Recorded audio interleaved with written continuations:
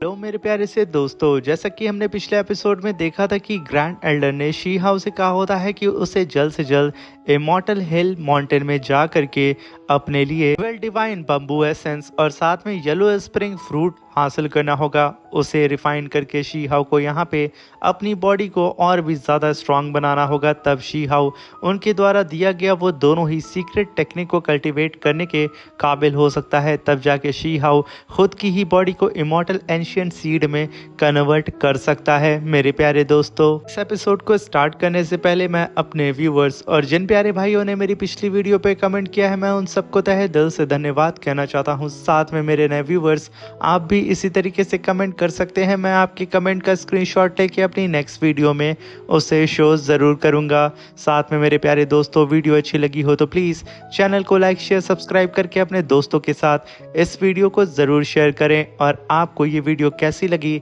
Comment box में हमें ज़रूर बताइएगा। और प्लीज़ मेरे प्यारे से दोस्तों, एक प्यारा सा छोटा सा कमेंट ज़रूर करिएगा। अब बिना देर के इस एपिसोड को हम स्टार्ट करते हैं। इस एपिसोड की स्टार्टिंग में हमें इमॉर्टल एकेडमी के एल्डर को दिखाया जाता है, जहां पे वो अपनी स्पेसशिप को रोक करके एक चट्टान की ओर देख करके कहते हैं कि ये तो war of God divine essence है, जो कि 1000 साल में सिर्फ एक ही बार अपीयर होता है। ये तो एक ग्रेट फॉर्च्यून ट्रेजर है। मुझे ऐसा लगता है कि वहाँ पे जो बंदा कल्टीवेट कर रहा है अपनी फिजिकल बॉडी को, वो ज़रूर हमारे इमॉर्टल एकेडमी के इल हेवनली किंग होंगे। उनके अलावा कोई और इस ऑरा को हैंडल नहीं कर सकता है। वहीं पे मिस यंग भी नीचे उस स्पिरिचुअल एनर्जी को देख करके कहती हैं कि आखिर वो बंदा कौन है जो कि इतनी एक्सट्रीम इनलाइटमेंट पावर के बीच में बैठ के अपनी फिजिकल बॉडी को टेम्पर्ड कर रहा है। मगर यहाँ पे जब मिस यंग उस बंदे को ज़रा गौर से देखती हैं तो वो कहती हैं कि मुझे ये कुछ ज़्यादा ही फैमिलियर सा नज़र आ रहा है, आखिर ये कौन है। तभी हम देखते हैं कि वहाँ पे बैठ करके शी हाउ ही अपनी फिजिकल बॉडी को टेम्पर्ड कर रहा होता है, जहाँ पे शी हाउ की पूरी बॉडी के ऊपर वो डिवाइन ऑरा घूम रहा होता है और उसकी पूरी बॉडी में क्रैक्स पड़ने लगते हैं, जहाँ पे शी हाउ को बेपनाह दर्द हो रहा होता है। मगर वो अभी भी उस ऑरा के बीच में बैठ के अपनी कल्टीवेशन बड़ी ही शांति से कर रहा होता है, जिसे देख करके होंग चिल्लाते हुए कहता है कि ब्रदर शी हाउ, फिर से आप आ गए शो ऑफ करने के लिए। वहीं पे मिस यंग भी समझ जाती हैं कि ये और कोई नहीं शी हाउ है। वहीं पे हम शी हाउ के चेहरे को देखते हैं जो कि पूरा क्रैक हो चुका था। और यहाँ पे शी हाउ उस डिवाइन ऑरा को अपनी बॉडी के अंदर सप्रेस करके एक जंप लगाता है और अपने ऑरा प्रेशर को रिलीज करता है, जहाँ पे उसकी डिवाइन एनर्जी चारों ही तरफ आसमान में फ्लोट करने लगती है। तभी हम देखते हैं कि शी हाउ की भी नज़र सीधे ही अपने साथियों की तरफ पड़ जाती है। वो तुरंत ही होंग की तरफ कदम अपने बढ़ा देता है और वहीं पे शी हाउ ने दाव पैटर्न का इस्तेमाल किया, जिसकी वजह से शी हाउ एक कदम आगे रखता और जैसे ही अपना दूसरा कदम उठाता शी हाउ 20 कदम आगे चला जाता है। तभी शी हाउ अपने साथियों के पास आता है, जहां पे होंग डिवाइन एकेडमी की स्पेसशिप में मौजूद होता है। तभी शी हाउ कहता है कि अरे वाह, तुम लोग भी यहाँ पे आ गए हो। तभी शी हाउ कहता है कि मैं यहाँ पे इमॉर्टल हिल माउंटेन के अंदर एवल डिवाइन बम्बू एसेंस को हासिल करने के लिए जा रहा हूँ, और हाँ, अगर तुम लोग भी चाहो तो उस डिवाइन स्पिरिचुअल फाउंटेन के अंदर जाके बैठ करके अपनी बॉडी को टेम्पर्ड कर सकते हो और तुम्हारी बॉडी बहुत ज़्यादा पावरफुल हो जाएगी। तो मेरे दोस्तों, क्या सोच रहे हो? ये ग्रेट अपॉर्चुनिटी है, जाओ और इस अचीवमेंट को हासिल कर लो। मगर यहाँ पे शी हाउ की बात को सुन करके रैबिट गर्ल कहती है कि ना ना ना, हम तो नहीं जाने वाले हैं, क्योंकि यहाँ पे ब्रदर शी हाउ, आपके अलावा कोई और इतना पागल नहीं है जो कि इतने प्योर डिवाइन एसेंस के अंदर बैठ करके अपनी बॉडी को क्रैक होता हुआ देखे, इसलिए हमें माफ करें। रैबिट गर्ल की बात को सुन करके शी हाउ वहाँ पे मौजूद सभी लोगों से कहता है कि अगर कोई और है जो कि इस अपॉर्चुनिटी का लाभ उठाना चाहता है तो वो जल्दी से चला जाए, ना ये डिवाइन एसेंस यहाँ पे बहुत ही जल्दी डिसअपियर हो जाएगा और फिर 1000 साल के बाद अपीयर होगा। वहाँ पे शी हाउ की बात को सुन करके याओ तुरंत ही मिस यंग से कहता है कि मैं यहाँ पे ब्रदर शी हाउ की बात से एग्री करता हूँ, मैं तो भला यहाँ जा रहा हूँ इस अपॉर्चुनिटी को ग्रैब करने के लिए। तुरंत ही उड़ता हुआ उस डिवाइन एसेंस के करीब जाने लगता है। उसे जाता हुआ देख करके मिस यंग कहती हैं कि मैं भी आ रही हूँ, और उन दोनों को जाता हुआ देख करके मिस वोंगजी कहती हैं कि भला मैं इन दोनों से पीछे कैसे रह सकती हूँ। भी तुरंत उड़ते हुए उस डिवाइन एसेंस के करीब जाने लगती हैं और तभी हम देखते हैं कि वो सब के सब इकट्ठा होकर के उस डिवाइन एसेंस की पावर को अपनी बॉडी के अंदर एब्जॉर्ब करके अपनी फिजिकल बॉडी को टेम्पर्ड करने लगते हैं। मगर यहाँ पे इतने सारे लोग उस डिवाइन एनर्जी को थोड़ा थोड़ा करके आपस में बांट रहे थे, मगर फिर भी ये दर्द उनके बर्दाश्त के बाहर होता है। वो सब के सब वहाँ पे चिल्लाए जा रहे होते हैं। उन लोगों को चिल्लाता हुआ देख करके शी हाओ मुस्कुराते हुए तुरंत ही दोनों ही एकेडमी के एल्डर से मिलने के लिए जाता है, जहाँ पे शी हाओ को देख करके इमॉर्टल एकेडमी के एल्डर कहते हैं कि शी हाओ, तुम्हें पता है इस ओल्ड मैन की आंखें थोड़ी खराब हो गई हैं।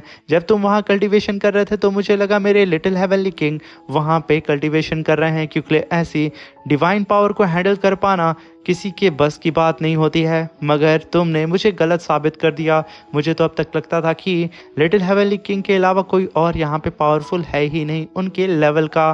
तभी वहाँ पे डिवाइन एकेडमी के एल्डर शी हाओ से कहते हैं कि शी हाओ, मैं यहाँ पे साफ साफ देख पा रहा हूँ कि तुमने अपनी दाओ बोन को अवेक कर लिया है, और अगर तुम यहाँ पे जल्दी से जल्दी उस इवल डिवाइन बम्बू एसेंस को हासिल कर लेते हो तो तुम्हारी पूरी फिजिकल बॉडी टेम्पर्ड हो जाएगी। तुम जिस चीज को अचीव करना चाहते हो उसके बेहद करीब पहुंच जाओगे। ना जाने फ्यूचर में कितने ग्रेट फॉर्च्यून तुम्हारा इंतजार करेंगे। जिसे सुनकर के शी हाओ वहाँ पे दोनों ही एल्डर को थैंक यू बोलता है और कहता है कि सीनियर, आपकी गाइडेंस के लिए बहुत बहुत धन्यवाद। तभी शी हाओ वहाँ पे अपने दोस्तों से कहता है कि जब मैं रिटर्न उस इमॉर्टल हिल माउंटेन से आऊँगा तुम सब के लिए डिवाइन बम्बू को लेके आऊँगा, जिसके अंदर हम मीट को डाल करके रोस्ट करके खाएंगे। ये कहने के साथ शी हाओ कहता है कि मेरा इंतज़ार करना मेरे दोस्तों।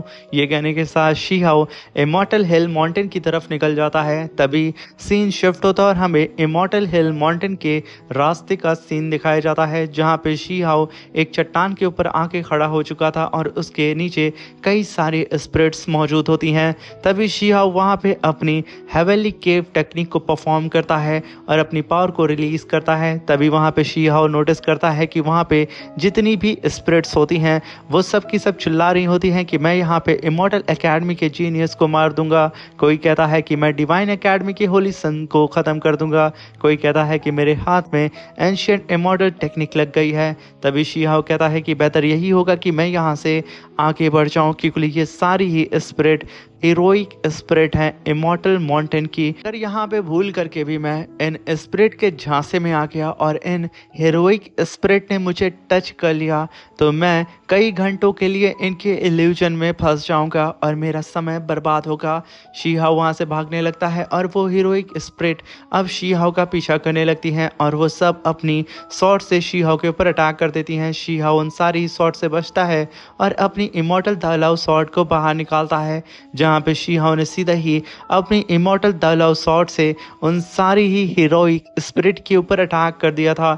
जहाँ पे एक तरफ शी हाओ की शॉट, दूसरी तरफ उन हीरोइक स्पिरिट की शॉट। तभी वो हीरोइक स्पिरिट देखती है कि शी हाओ की शॉट ने उनके ऑरा को ब्लॉक कर दिया है, जो कि अब तक इम्पॉसिबल था। वो सब चिल्ला के कहती हैं कि ये पॉसिबल कैसे हो सकता है कि ये शॉट इस वर्ल्ड में एग्जिस्ट कर रही है, ये इम्पॉसिबल है। वो लोग यहाँ पे शी हाओ की शॉट से डरने लगते हैं। तभी शी हाओ कहता है कि आखिर तुम लोगों को मेरी द लव शॉट के बारे में क्या पता है।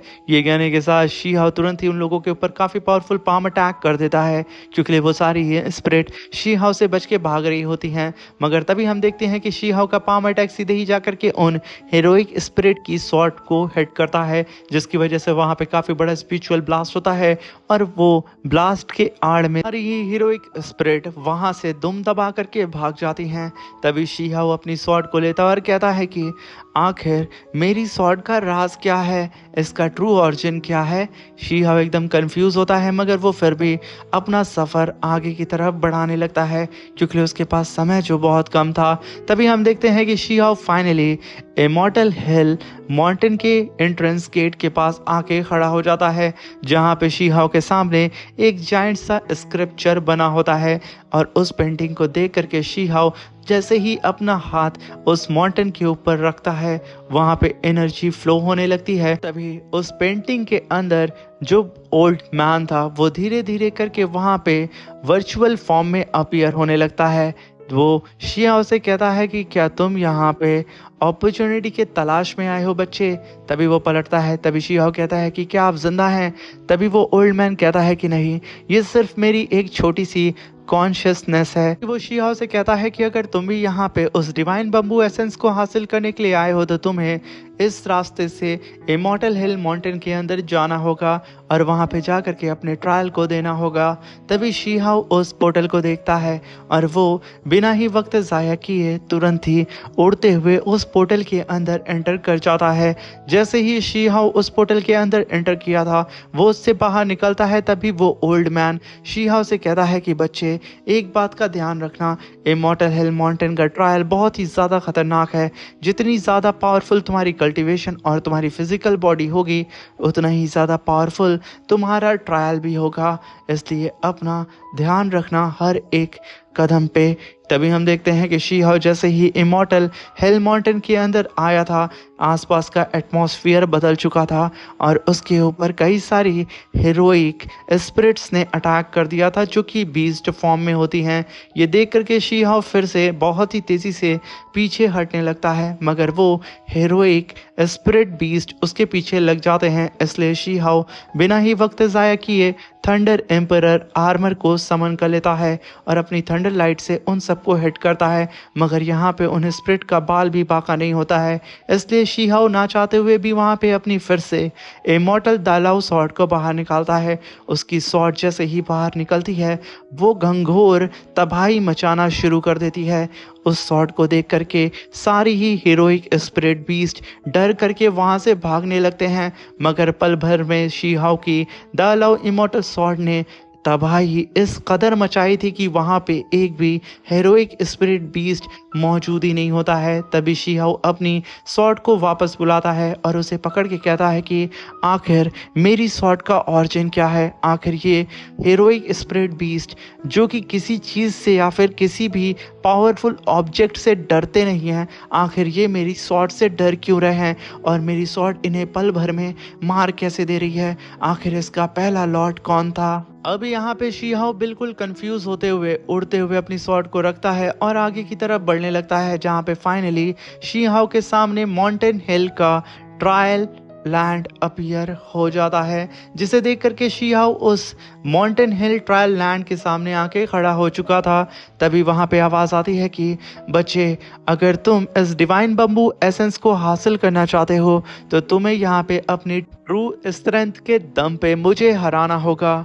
ये सुनते ही शीहाओ इधर उधर देखने लगता है। तभी उस चट्टान के बीच में से एक बंदा भागते हुए बाहर निकल रहा होता है, जो कि ठीक शीहाओ के सामने आके धीरे धीरे करके अपीयर हो रहा होता है। शीहाओ उस जायंट से बंदे को देख करके कहता है कि ये पपेट तो पूरी ही तरीके से डार्क इमॉर्टल गोल्ड से बना हुआ है और साथ में मैं इसके अंदर जो ऑरा है उसे सेंस करके ये बता सकता हूँ कि ये पपेट फॉरेन रैलम का पपेट है। आखिर ये यहाँ पे क्या कर रहा है और आखिर ये अब तक जिंदा कैसे है? और वो पपेट जब शीहाओ के मुंह से फॉरेन रैलम क्या नाम सुनता है, यानी कि खुद को एक गद्दार, तो वो भड़क चुका था। वो शीहाओ के सामने आकर के अपने हाथ को ऊपर करता है और तुरंत ही आसमान से मल्टीपल एस्ट्रॉइड को ज़मीन पे गिराने लगता है और चिल्लाते हुए शीहाओ से कहता है कि मैं कोई फॉरेन रैलम का कल्टीवेटर नहीं, मैं एक इमॉर्टल हूँ एंशियंट एरा का, और मैं अपने मास्टर के साथ इसी ही इमॉर्टल हिल माउंटेन के अंदर आया था डिवाइन बम्बू एसेंस को हासिल करने के लिए, क्योंकि मेरे मास्टर को स्ट्रेंज कर्स को डिस्ट्रॉय करना था। अगर अफसोस की बात यह है कि हम ऐसा नहीं कर पाए और मैं यहाँ पे फंस गया और मैं बन गया एस्ट्रायल का गार्डियन। ये सुनकर के शीहाओ कहता है कि आखिर ये स्ट्रेंज कर्स क्या है? वो इमॉर्टल ऐसे कैसे कर्स को तोड़ना चाह रहा था? आखिर क्या ऐसा भी कोई कर्स एग्जिस्ट करता है? तभी वो पपेट कहता है कि बच्चे, अब तुम अपनी स्वॉर्ड को अपने पास वापस रख लो, क्योंकि यहाँ पे तुम्हें मुझसे फाइट करने के लिए अपनी ट्रू एबिलिटी और कॉम्बैक्ट स्किल को दिखाना होगा, क्योंकि इस फाइट में तुम किसी भी तरीके के वेपन का इस्तेमाल नहीं कर सकते हो। ये सुनकर के शीहाओ अपनी स्वॉर्ड को देखता है और उस पपेट की बात को मान जाता है। इसलिए शीहाओ तुरंत ही वक्त बिना जाया किए उस स्वॉर्ड को यानी कि अपनी द लाओ इमॉर्टल स्वॉर्ड को अपने पास वापस रख लेता है और सीधा ही उस पपेट से कहता है कि अब मैं यहाँ पे पूरी ही तरीके से तुमसे फाइट करने के लिए तैयार हूँ, अपनी ट्रू स्ट्रेंथ के दम पे, तो क्यों ना इस फाइट को स्टार्ट करें। तभी वो पपेट कहता है तो ठीक है। ये ट्रायल 4 स्टेज में होगा। पहला स्टेज यहाँ पे स्टार्ट होता है जो कि डिवाइन रैलम स्टेज है। यहाँ पे वो पपेट डिवाइन रैलम की कल्टीवेशन के बेस पे शीहाओ से यहाँ पे फाइट करेगा। वहाँ पे शीहाओ आसमान में आकर के अपनी कुन पैंग टेक्निक को परफॉर्म करके उस पपेट के ऊपर अटैक कर देता है, जहाँ पे उस जाइंट सी वेल को देख करके वो पपेट सिर्फ अपने फिंगर से काफी पावरफुल अटैक करके शीहाओ की इस जाइंट सी वेल को एक ही बार में हवा में ही डिस्ट्रॉय करके रख देता है। ये देख करके शीहाओ भी कुछ पल के लिए एकदम सदमे में आ जाता है और उसे समझ में आ जाता है कि ये पपेट कोई नॉर्मल पपेट नहीं है। तभी शीहाओ वहां पे अपनी फिनिक्स बर्ड को समन करता है और सीधा ही उससे 10,000 फेदर अटैक उस पपेट के ऊपर कर देता है। अब यहाँ पे उस पपेट को थोड़ी तकलीफ होने लगती है, मगर फिर भी वो कोशिश करता है शीहाओ की इस फिनिक्स बर्ड से फाइट करने में। यहाँ पे शीहाओ की फिनिक्स बर्ड उस पपेट की धज्जियां उड़ा रही होती है, इसलिए वो पपेट तुरंत ही शीहाओ की पावर को देख करके सेकेंड स्टेज को एक्टिवेट करता है जो कि दाऊ रैलम होता है। यहाँ पे शीहाओ की फिनिक्स बर्ड सीधे ही झपट पड़ती है उस पपेट के ऊपर। वो पपेट उस फिनिक्स बर्ड को अपनी तरफ आता हुआ देख करके अपनी पावर को रिलीज करता है और काफी पावरफुल फीस्ट अटैक सीधे ही दे मारता है उस फिनिक्स बर्ड के ऊपर, जहाँ पे इन दोनों के ही क्लैश की वजह से काफी बड़ा धमाका होता है, जिस धमाके में शीहाओ के फिनिक्स बर्ड के चिथड़े उड़ चुके थे और उसके फेदर शीहाओ के सामने ही नीचे गिर रहे होते हैं।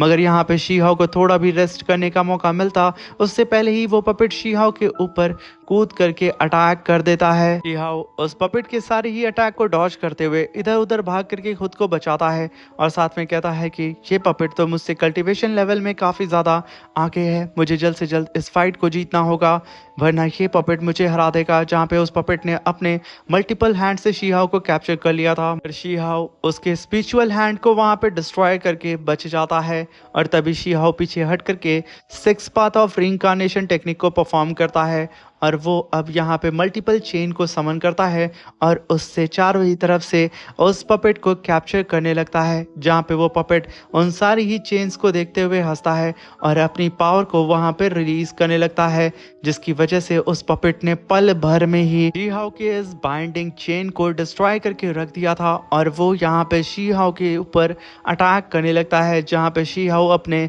मल्टीपल बीस्ट से उससे फाइट करने लगता है, मगर कोई भी बीस्ट उस पपेट के सामने टिक नहीं पाता है। तभी शीहाओ अपनी ही रीइंकार्नेशन डिस्क से पीछे हट के बाहर निकलता है। उसके पीछे पीछे वो पपेट भी बहुत ही तेजी से शीहाओ के रीइंकार्नेशन डिस्क के अंदर से ही बाहर निकलता है, जहाँ पे वो शीहाओ को कैप्चर करने वाला होता है। फिर वहाँ पे शीहाओ अपनी स्पेस एंड टाइम टेक्निक को परफॉर्म करता है और एक ब्लैक होल को समन कर लेता है। यहाँ पे वो पपेट कुछ और समझ पाता, वो बहुत ही तेजी से एक जाइंट से ब्लैक होल के अंदर खींचा चला जाता है। तभी शीहाओ देखता है कि वो पपेट उस ब्लैक होल के अंदर जा चुका है। वो कहता है कि अब मुझे यहाँ पे थोड़ा समय मिल चुका है कि मैं अपने आप को रिकवर कर लूँ, वरना ये पपेट मेरी बैंड बजा देगा। मगर तभी वहाँ पे वो पपेट चिल्लाते हुए कहता है कि स्टेज 3 किल मी रैलम एक्टिवेट। ये कहने के साथ वो अपनी पावर को रिलीज करता है और शीहाओ के इस स्पेस ब्लैक होल की पावर को डीएक्टिवेट करते हुए उसे बीच में से फाड़ देता है और शीहाओ के सामने आकर के खड़ा हो जाता है, जहां पे अब इस पपेट की पावर और भी ज्यादा बढ़ चुकी थी। और वो शीहाओ के सामने खड़े होकर के कहता है कि बच्चे, तुमने यहाँ पे मुझे मजबूर कर दिया कि मैं स्टेज 3 को एक्टिवेट करूं, किल मी रैलम को, आ जाओ अब लड़ते हैं। तभी शीहाओ वहां पे 6 पाथ ऑफ रिइंकार्नेशन टेक्निक के अंदर से अपने वल्केनो जाइंट हैंड को अपीयर करता है और सीधे ही उस पपेट के ऊपर अटैक कर देता है और उधर से वो पपेट शीहाओ के ऊपर अटैक करने के लिए आ रहा होता है। तभी वो पपेट शीहाओ के जाइंट से वल्केनो हैंड को अपने हाथ से ही रोक देता है। शीहाओ कोशिश तो करता है कि उसे पीछे ढकेलने में, मगर वो यहाँ पे उसे पीछे ढकेल नहीं पा रहा होता है। इसलिए यहाँ पे वो पपेट पपेट हंसते हुए कहता है कि बच्चे अब मेरी बारी है। ये कहने के साथ वो वहाँ पे लिक्विड फॉर्म में आकर के शी हाओ के ऊपर मल्टीपल अटैक कर देता है, जो अटैक सीधे ही जा करके शी हाओ को हिट करते हैं और शी हाओ बहुत ही तेजी से नीचे गिरने लगता है। शी हाओ को समझ में नहीं आता है कि आखिर ये कैसा अटैक था, ये आखिर लिक्विड फॉर्म में आकर के मेरे ऊपर अटैक कैसे कर सकता है। तभी वो पपेट शी हाओ के सामने आके खड़े होकर के फोर्थ स्टेज को एक्टिवेट करता है, जो कि एस्केप वन रैलम होता है, और वो फिर से लिक्विड फॉर्म में आकर के शी हाओ के ऊपर मल्टीपल अटैक करता है, जो अटैक बहुत ही तेजी से शी हाओ के ऊपर होने लगते हैं। और यहाँ पे शी हाओ को भी 1 मिली सेकेंड भी नहीं मिलता है कि वो यहाँ पे खुद को प्रोटेक्ट करने के लिए डिवाइन शील्ड भी बना सके। तभी हम देखते हैं कि उस पपेट ने खींच करके काफी पावरफुल फीस्ट अटैक शी हाओ के ही ऊपर मार दिया था, जिसकी वजह से शी हाओ आसमान से बहुत ही तेजी से जमीन की तरफ गिरते जा रहा होता है। अब यहाँ पे शी हाओ की हालत बद से बदतर हो चुकी थी। वो कहता है कि क्या मैं यहाँ पे सप्रेस हो चुका हूँ, क्या मैं इस टास्क को कंप्लीट नहीं कर पाऊंगा, क्या मैं अपने लिए एक नया पाथ नहीं बना पाऊंगा। वहां पे वो पपेट कहता है कि मेरे इस एस्केप रैलम से किसी भी कीमत पे तुम निकल के बाहर नहीं जा सकते हो, तुम एक छोटी सी चींटी हो जो कि यहाँ पे सप्रेस हो गए हो। तभी शी हाओ की आंखें वहां बंद होने लगती हैं, मगर सडन वहां पे शी हाओ को कुछ अल्फाबेट्स नजर आते हैं, जिन्हें शी हाओ पढ़ता है, जहाँ पे लिखा होता है कि एक फॉरेन रैलम का कल्टीवेटर इस ट्रायल को कंप्लीट कर चुका है। ये पढ़ करके शी हाओ के ईगो को हर्ट हो जाता है। तभी शी हाओ कहता है कि जब फॉरेन रैलम का कल्टीवेटर इस टास्क को कंप्लीट कर सकता है तो आखिर मैं क्यों नहीं, मैं भी इसे कंप्लीट करके रहूंगा, चाहे मुझे इसके लिए किसी भी हद तक गुजरना हो या फिर कोई भी कीमत चुकानी क्यों ना पड़ जाए। ये कहने के साथ शी हाओ के इंपीरियर थंडर आर्मर के अंदर से उसकी थंडर लाइट बहुत ही तेजी से निकल रही होती हैं। तभी वहाँ पे कुछ लोग अपीयर होते हैं, जो कि शी हाओ से कहते हैं कि ये बैटल यहाँ पे किसी को सप्रेस करना नहीं है, बल्कि इस बैटल में तुम्हें अपने सुप्रीम जो कि पास्ट और प्रेजेंट में थे उन्हें सप्रेस करना है। उनकी पावर को सप्रेस करके ही तुम आगे बढ़ सकते हो, यानी कि तुम्हें यहाँ पे इतना पावरफुल बनना है कि तुम अपने पुराने सुप्रीम्स और नए सुप्रीम्स को सप्रेस करके आगे बढ़ जाओ। यहाँ पे शी हाओ को चीजें क्लियर होने लगी थी। वो वहां पे चिल्लाते हुए कहता है कि पपेट, तुम यहाँ पे फिजिकल कॉम्बैट करना चाहते हो ना, और तभी मैं इस ट्रायल को पास भी कर सकता हूँ ना, तो ठीक है, अब मैं तुम्हें दिखाता हूँ कि आखिर किसी को सप्रेस कैसे करते हैं और सरपास कैसे करते हैं। मैं पास्ट और प्रेजेंट दोनों को ही सरपास कर दूंगा।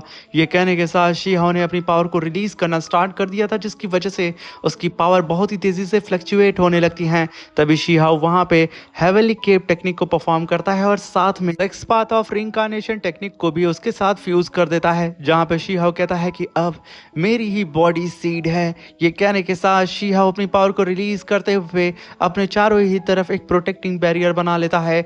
ये देख करके वो पपेट काफी तेजी से शी हाओ के ऊपर अटैक करने के लिए बढ़ जाता है। तभी हम देखते हैं कि उस पपेट ने सीधे ही फीस्ट अटैक शी हाओ के स्पिरिचुअल शील्ड के ऊपर कर दिया था, और तभी वहां पे एक काफी बड़ा ब्लास्ट होता है, की वजह से वो पपेट छटक करके पीछे चला जाता है और यहाँ पे शी हाओ की शील्ड पे जरा सा रत्ती बराबर भी खरोच नहीं आता है। तभी शी हाओ कहता है कि मेरी हेवनली टेक्निक के पास एबिलिटी है कि वो लाइफ एंड डेथ साइकिल को कंप्रेस कर सकता है। तभी वहां पे हम देखते हैं कि शी हाओ को ग्रैंड एल्डर की बात भी याद आती है, जहां पे ग्रैंड एल्डर ने शी हाओ से कहा था कि तुम लाइफ एंड डेथ सिचुएशन में पड़ोगे तब तुम्हारे सामने ये लाइफ एंड डेथ का जो कॉन्सेप्ट है वो पूरी ही तरीके से क्लियर हो जाएगा और उसकी सच्चाई तुम्हारे सामने आ जाएगी। और शी हाओ, मेरे हिसाब से लाइफ एक ड्रीम है और ग्रेट दाऊ एक इटर्नल पावर है। अब ये सब कुछ तुम पे निर्भर करता है कि तुम इसे कैसे समझते हो। तभी शी हाओ अपनी पावर को रिलीज करता है और हैंड साइन बनाते हुए एक जायंट से बॉल को समन करता है, और उसके ही अंदर शी हाओ यहाँ पे उस पपेट को ही कैद करने लगता है। वो पपेट अब एकदम हैरान हो चुका था, इसलिए वो यहाँ पे शी हाओ की उस जायंट बॉल के अंदर धीरे धीरे करके सप्रेस हो रहा होता है और उसकी बॉडी डिसअपियर हो रही होती है। तभी शी हाओ कहता है कि ये मेरा पाथ है, ये मेरा दाव है, और मैं अपने ही पाथ ऑफ ऑरिजिन को बनाऊंगा। वो पपेट हंसते हुए शी हाओ से कहता है कि बहुत खूब, तुमने यहाँ पे बिल्कुल स्ट्रेंज पाथ ऑफ ऑरिजिन को क्रिएट कर दिया है। तुमने यहाँ पे एक ऐसे मेथड का इजाद किया है जो कि इविल पावर को तोड़ने की एबिलिटी रखता है और उसे सप्रेस करने की, और साथ में लाइफ पावर को भी। तभी हम देखते हैं कि वो पपेट पूरी तरीके से शी-हाओ की बॉल के अंदर कैद हो चुका था, जहाँ पे वो कहता है कि इस ट्रायल में तुम पास होते हो।